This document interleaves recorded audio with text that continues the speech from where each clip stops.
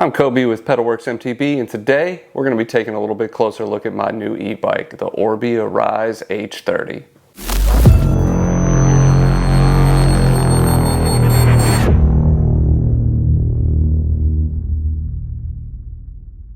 Alright, just some initial impressions after getting this thing out and put together and before riding it.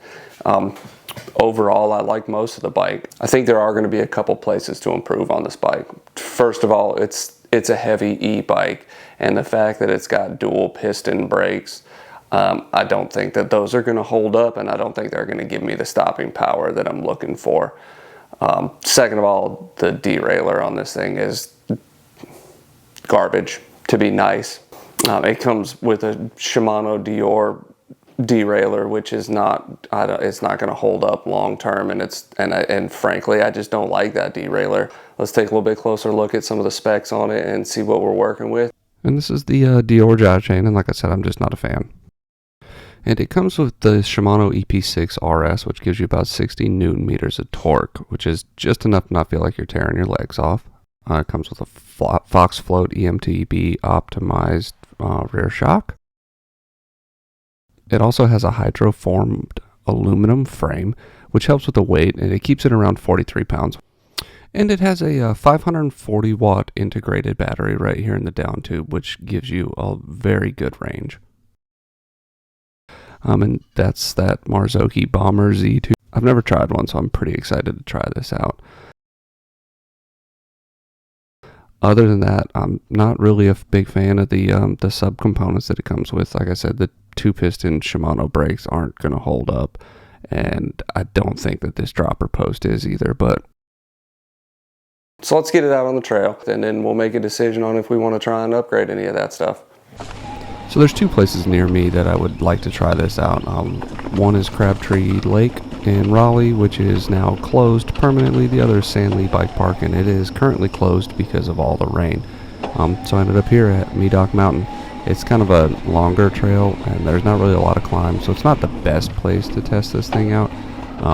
But normally I can ride 1 or 2 miles here before I gotta stop because I'm so sore, and I was able to ride this thing 9 miles that day. So I will say, this climbs like a dream. On the little uphills that there were, it felt like nothing. It was great. I definitely understand why people ride e-bikes now. It handled really well. The weight was not an issue. I thought kind of maybe going in that being 43 pounds weight would be an issue, but it didn't feel like it at all. And like I said, the EP6 motor gives you just enough power. It gives you just enough power to feel like it's helping you, but it's not taking over for you. You're still doing the work. It's just giving you that little extra boost you need.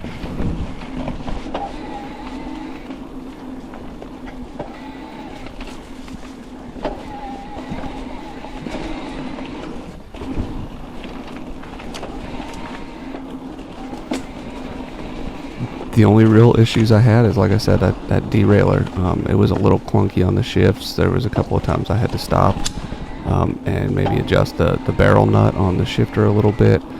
But then it felt like it went right back out. So I think we are going to be replacing that.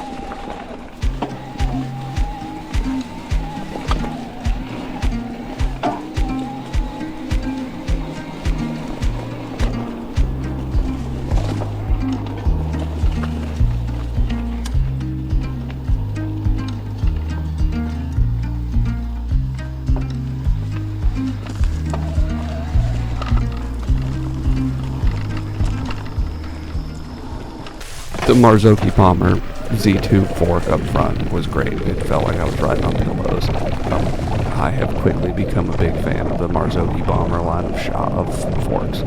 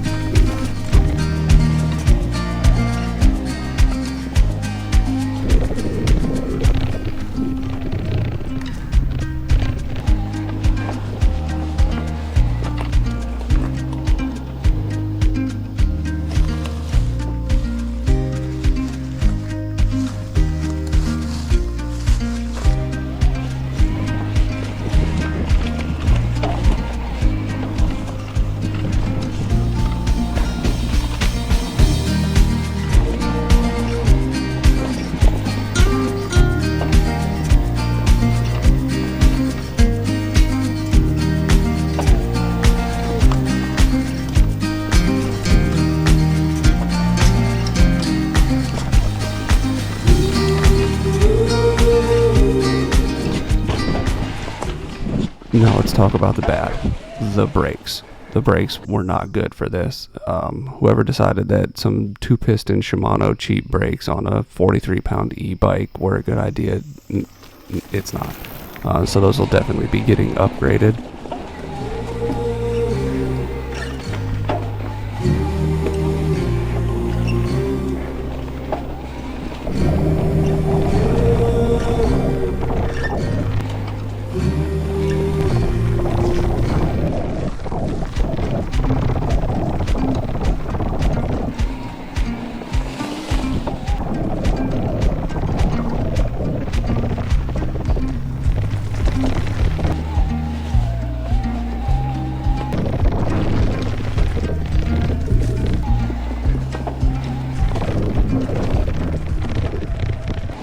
But overall, it was a lot of fun. I like this bike. I like this bike a lot, so I'm gonna upgrade a couple of things that I didn't like on it, and this is probably gonna be one of my main trail bikes.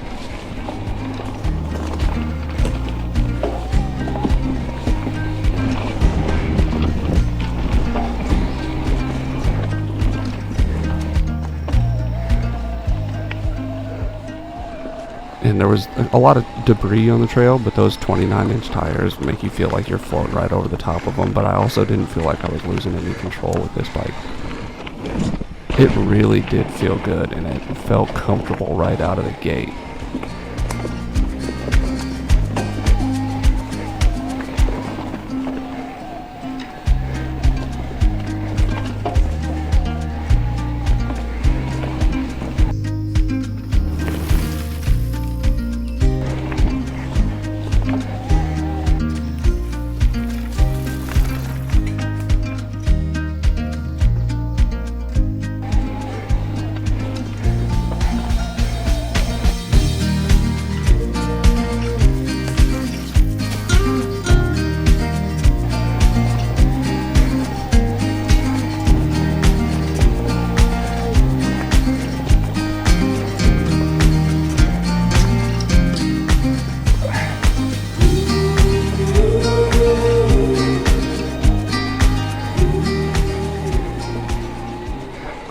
All right, well, we just got back, and it was good.